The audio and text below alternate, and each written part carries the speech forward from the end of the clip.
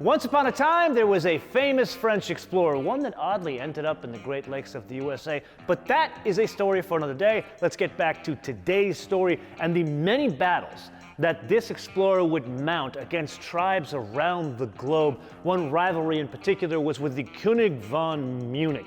Now, at the beginning, the König wasn't a very good competitor, so the explorer would kind of kick his ass. But then starting 40, 50 years ago, the König learned a couple of new tricks and started kicking the explorer's ass. Well, the explorer took it for about, up until about 7 or 8 years ago, and then came up with the ultimate weapon, the aggressor tactical sedan, better known as the ATS. And it was very effective against the König von Munich in battle, yet it wasn't a very pleasant place to be on the inside. Yet it did teach the König a couple of new tricks, so the König is back with another round, which means the explorer's got to come up with a new round. And this one involves a facelift, and it goes into battle with a pickup truck engine.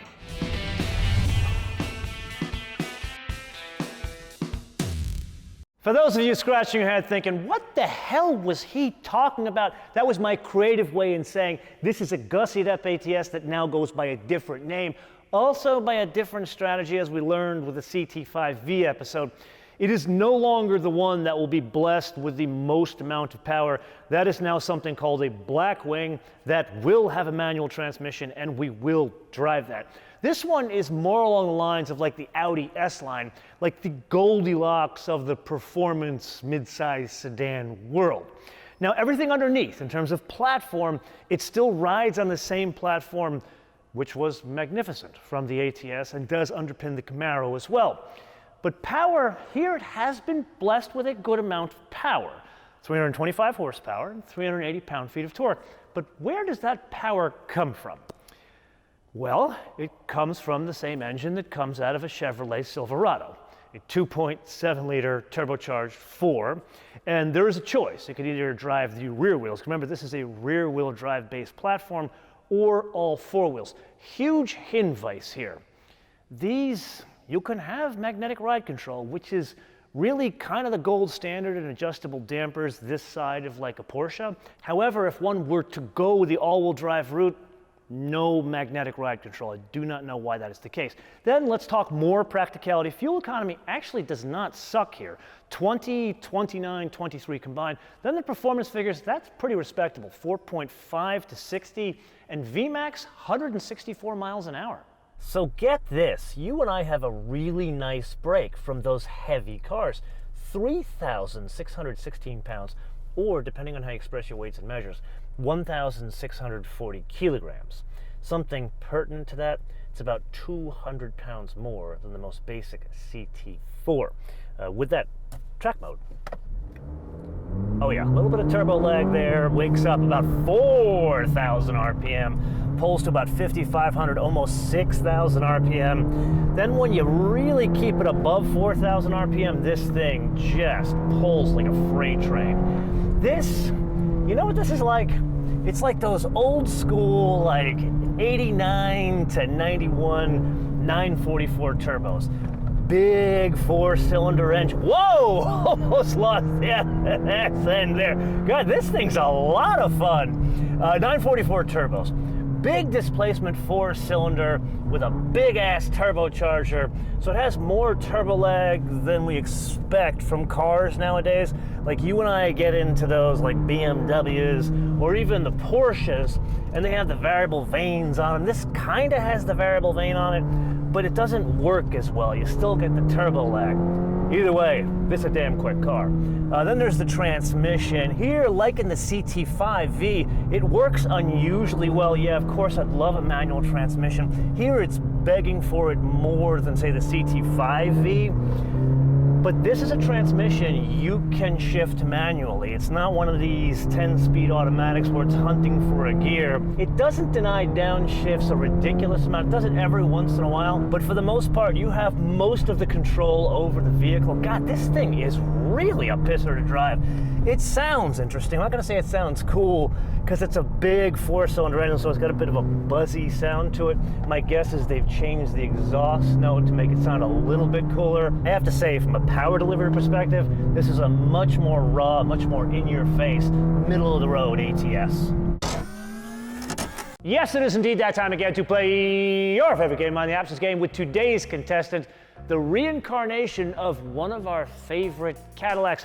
This one, the 2021 Cadillac CT4 V for a base price of $44,895. Now, I do feel it prudent to point out, if this were not a V, it would be about $10,000 cheaper. To that, we add the color, which is stunning. This is called Wave Metallic. It's a deep blue metallic, really jumps off the page for $625. However, it is let down by the jet black leather interior, which is optional on a $45,000 car for an additional $1,500, although I do like the contrasting piping as well as some contrast stitch in there. Then we press on to the climate package. This is the lumbar adjustment for the seats, the heated seat, the vented seat, this is for the front, as well as a heated steering wheel for $1,200. Then the driver's awareness plus package, that's the auto high beam, the blind spot warning, lane keep assist, and the rear cross traffic alert. A lot of safety doodads for $800. Then, believe it or not, the Q system with navigation is optional. So the Q system is standard, the Cadillac user experience, which is significantly improved. I would argue it's gone kind of from worst to almost first. We cover that in the CT4 V episode. But here, if you want the navigation, it will cost you an additional $500. Then the only other thing we add is the destination handling from the capital of the great state of Michigan, Lansing, $995 for a total retail price of $50,515. So if you guys were to go back and watch pretty much every one of my ATS and ATS V episodes, you would see I was a huge fan. And there were some specific reasons as to why. That vehicle was an engineering marvel, something unlike anything that came from General Motors before. Like, whoa, God, this is fun. That car was Swiss cheese. Like some of the suspension components, some of the structural components that made up the unibody, it was literally Swiss cheese components like you would get in old school racing Maseratis, not from like mid-size Cadillacs. That's why I was so impressed with it.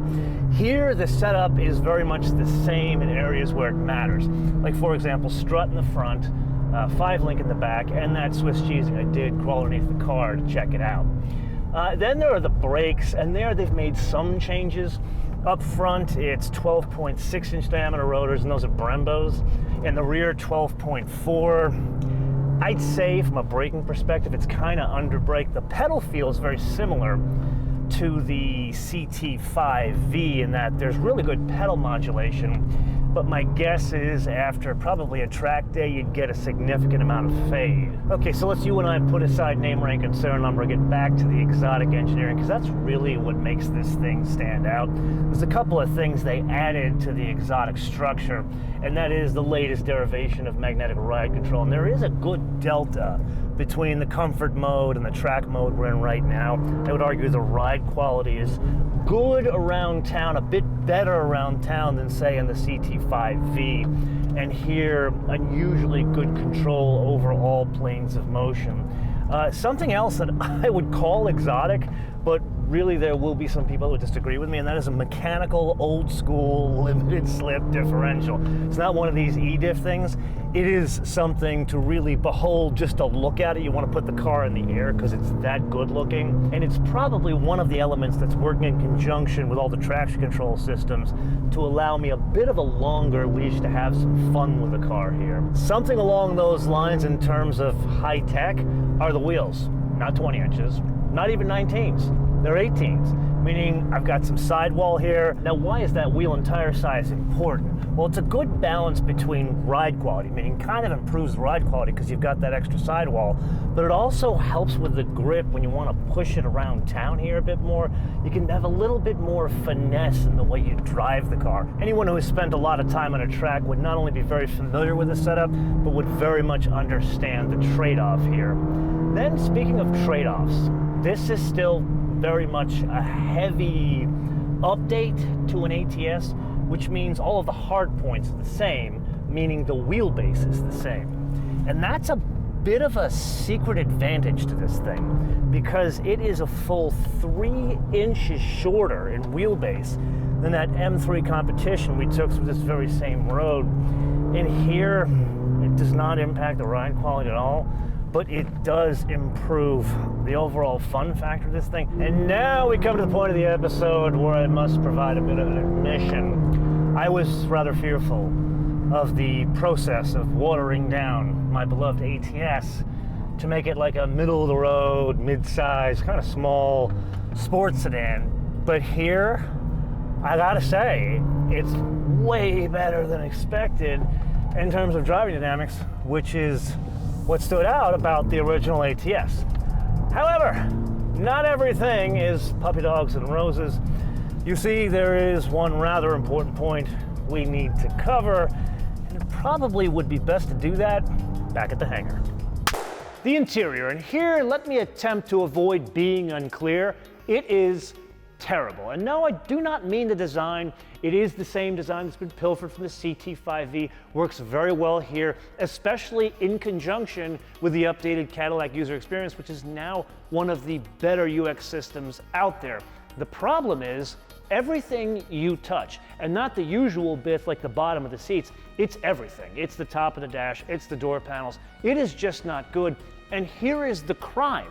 This car otherwise magnificent, even with that engine. You see, Cadillac got this right back in 2013, 2014 when this thing first came out. The platform was about perfect, and now with a couple of tweaks to it, I would say this is now on par in terms of driving dynamics with some rear-wheel drive BMWs. That is high praise, which is why we get to the wish list and the very obvious thing that needs to change, and that is the entire interior. The design, keep it, it works. It's just everything you touch must change, and while we're there, let's change some of the color and trim, do some two-tone, make it look special on the inside, perhaps different color seat belts as well. It doesn't cost a lot of money to make design changes like that. Then I'm going to talk about something subjective here, and that is, yes, the design. The front, it works. I get what you're trying to do, keeping the idea of the Escala alive in the smaller car, but the proportions don't work here like they do in the CT4 V, especially in the ass end. The front works, the back, not so much. Let's change that. And this is the point of the episode where I turn this around to you guys to opine in the comments below, or via our social media, MotoManTV, all one word, MotoManTV, all one word, Facebook, Twitter, and Instagram. And with that, I am going to leave you with something a bit personal here. Yes, I do miss the ATS coupe. Until I see you in the next episode, bis später.